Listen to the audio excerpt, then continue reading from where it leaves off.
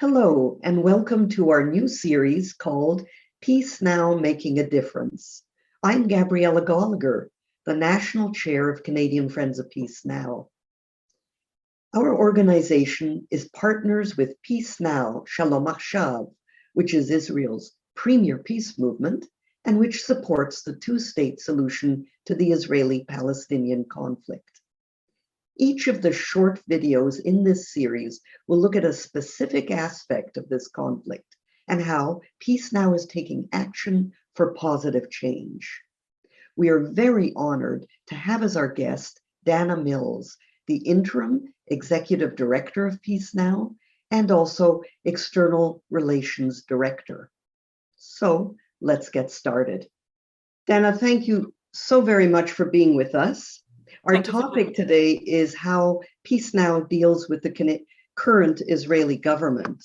As a reminder to our viewers, could you just tell us a little bit about the composition of the current government and how it's so unusual? Thank you for having me today, and thank you for listening. This current government came into being after 12 consecutive years of Benjamin Netanyahu being in office, and after a whole long period of protest against him on charges of corruption and being above the rule of law.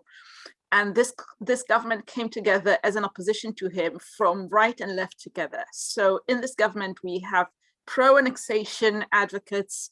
The current prime minister is the former chair of Yesha, of the settlers organization.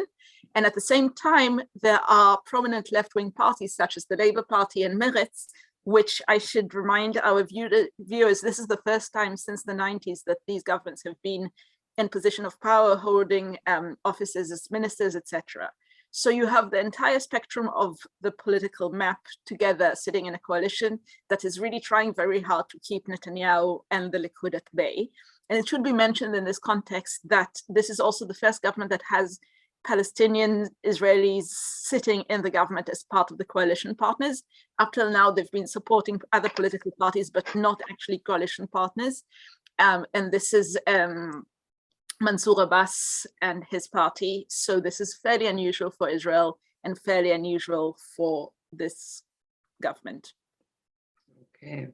So how has this government been dealing or what's its approach been to the Israeli-Palestinian conflict and to the two-state solution? Well, this government has, as I said, explicitly pro-annexation advocates who do not think that having a one apartheid state is a bad outcome for Israel, which is something that Peace Now opposes head-on and has been combating for a very long time. At the same time, it has some very ferocious guardians of the two-state solution, such as, it should be mentioned in this context, Mossi Raz and Gabi Lasky, both of whom were executive directors of Peace Now. So they know the materials that we work on very intimately, and they support our agenda very, very closely from within the government. It's very hard to say that there's one line this government is taking, because again, it's very fragmented and it has very kind of diverse policies. But it should be mentioned that, as you might see in our website and in a lot of the communication that we release, this government has further some very, very dangerous plans and has not tried to stop annexation at all. Au contraire, it's been pushing a lot of very dangerous kind of expansion plans, evictions, etc. So we at Peace Now have been consistently working, monitoring the government and looking at what's going on the ground, because on the one hand, there's no one coherent line, but on the ground, things are not looking good at all.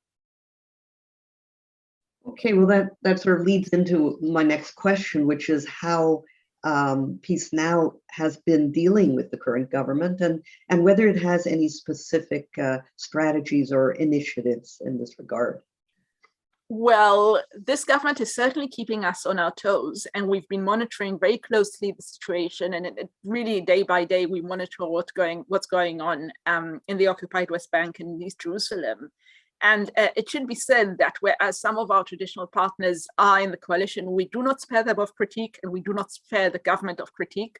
We believe that the coalition is strong enough to survive our challenge and our standing up for the principles that we advocate for. So we've been working both in conversation with members of Knesset that we can work opposite. This is very new to us. We've been in opposition for a very long time, since the 90s, really. But we've also been pushing in public campaigns, raising awareness to what's going on in the government. And it should be said again that because the government is so wide in its political scope and ideological scope, the public itself is very confused. If you ask typical Israelis, what does this government stand for in terms of the two-state solution? Who knows? No one really can follow what's going on. So it's our role as a public pressure movement to really educate and advocate and show the public what the government is actually doing. And we've been doing that relentlessly since this government came into being. It should be mentioned, though, in this context, that we are, like many on the progressive side of Israeli politics, thrilled that Netanyahu is no longer in office. We were part of the protest that brought him down. We actually claim that you cannot talk about democracy with an occupation. So for us, bringing down the Netanyahu coalition was only one step towards ending the occupation and moving towards a two-state solution. But this doesn't mean that we'll be quiet when the government that comes after him pushes really difficult and dangerous policies. Thank you. Very interesting. So do you foresee any changes in your strategies or any upcoming initiatives in coming months? Well, if the pro-settler lobby tells us what they're planning in the coming month, I can tell you what our strategy is, because it is very much working at a political movement means that you have to keep your eyes open and no day looks like another. All I can say is that we've been working around the clock in sort of responding to every single initiative, every single dangerous plan that endangers the two-state solution, every eviction notice that has been put against Palestinian families illegally and immorally. And we will continue to do that as long as any government is in office. And we are a non-partisan movement. We support an agenda. We do not support a party, and we will continue to do that. In terms of initiatives, again, when Bennett, Ayelet Shaked, and the partners in the pro-settler camp tell us what they're up to, then I will tell you what our counter plan is. Dana, thank you so much for sharing your insights and expertise, and for your sobering but inspiring words as well. Thank you to Jonathan Gendler for helping put this series together. A reminder to our viewers, all the interviews in this series will be posted to our website, www.peacenowcanada.org. There's lots more on this website, so please visit it, learn about Canadian Friends of Peace Now, and please support us through a donation if you can. Thank you for watching. See you soon again.